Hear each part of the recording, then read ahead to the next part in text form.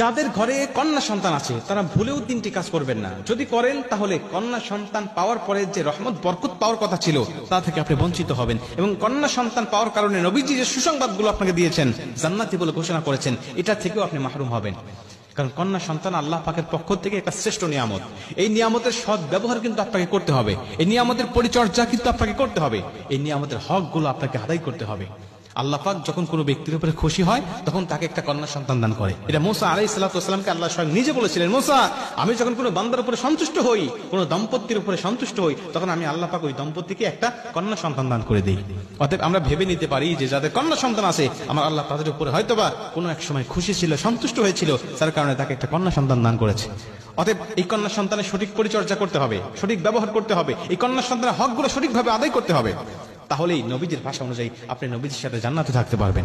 এক নম্বরে, এই কন্যা সন্তানকে আপনি ছোট্টবেলা থেকে আদব শিক্ষা দিতে হবে। এই সন্তানকে কখনো কোনো কন্যা সন্তানকে পরপুরুষের কোলে দিবেন না, পরপুরুষের কোলে দিবেন না। হ্যাঁ, একেবারে নবজাত কন্যার কথা ভিন্ন, কেবল জন্মগ্রহণ করেছে, খুশিতে আনন্দে অনেক আত্মীয়রা আছে, তারা কোলে নিতে চায়, হ্যাঁ তারা নিক, সমস্যা নেই। কিন্তু এই কন্যা সন্তানের বয়স যখন 3 বছর 4 বছর 5 বছর হয়ে যাবে, তখন এই কন্যা সন্তান যখন বোঝা শিখে যাবে, বুদ্ধি হয়ে যাবে, তখন আপনি কোনো পরপুরুষের কোলে দিবেন না।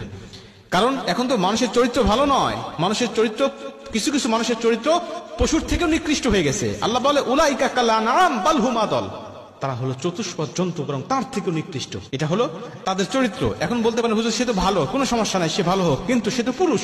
আপনি ওই মহিলাকে, আপনার মেয়েটাকে তার কোলে দেওয়ার কারণে আপনার মেয়ে লাজুকতা ভুলে যাবে, লজ্জা ভুলে যাবে, সে শরমহীন হয়ে যাবে।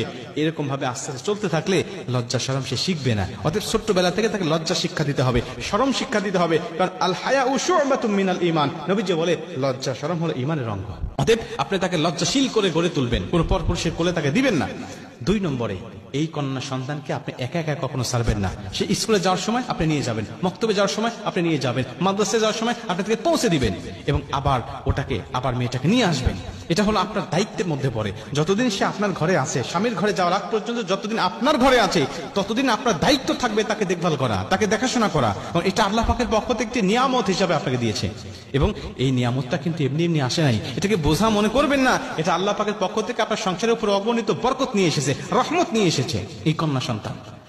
অতএব তাকে দেখভাল করতে হবে। 3 নম্বরে, এই কন্যা সন্তানকে ছেলের উপরে বা ছেলের নিচে প্রাধান্য দেওয়া যাবে না।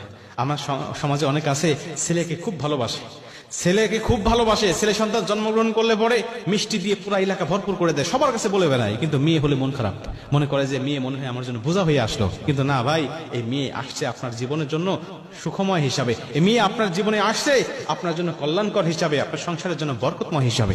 অতএব তাকে নিয়ে অবহেলা করেন না। অনেক ভাই আছেন যারা সংসারে যখন কোনো বড় মাছ রান্না হয়, মাছের মাথাটা দেয় সন্তানের পাতে, ছেলের পাতে, আর মেয়েকে দেয় ছোট্ট ছোট্ট চাকাগুলো। মনে রাখবেন ভাই, এই সন্তানকে আপনি বৈষম্য শিক্ষা দিচ্ছেন। এখন এই সন্তান, মেয়ে সন্তান তো এমন, বাবার বাড়িতে অবহেলিত হয়, আবার শ্বশুর বাড়িতে যাওয়ার পরে অবহেলিত হয়। আপনি মা, আপনি বাবা, আপনি যদি আপনার মেয়েটাকে না ভালোবাসেন, ওই পরের মা বাবা কেমনে ভালোবাসবে বলেন? অতএব ছোট্টবেলা থেকে এই কন্যা সন্তানকে ভালোবাসবেন, আদর দিবেন, স্নেহ দিবেন।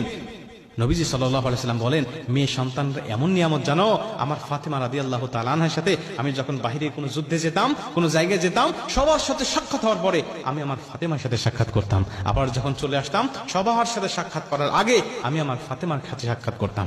এবং কোথাও থেকে যখন কোনো হাদিয়া নিয়ে আসতাম, কোথাও থেকে যখন কোনো সদাই নিয়ে আসতাম, সবার হাতে দেওয়ার আগে আমি আমার ফাতেমার হাতে দিতাম। অতএব নবীজি শিক্ষা দিয়েছেন কন্যা সন্তানের সাথে কিভাবে ব্যবহার করতে হয়। জাহিলিয়াতের যুগে জীবন্ত কন্যাকে যখন দাফন করা হতো, নবীজি তখন এই কন্যা সন্তানদের মর্যাদা দিয়েছে। অর্থাৎ আমি উম্মত হিসাবে অবশ্যই আমার কন্যা সন্তানকে আমি মর্যাদা দিব, কন্যা সন্তানকে আমি ভালোবাসবো। আমার আল্লাহ আমার জীবনটাকে আরো সুখময়, শান্তিময় করে দেবে।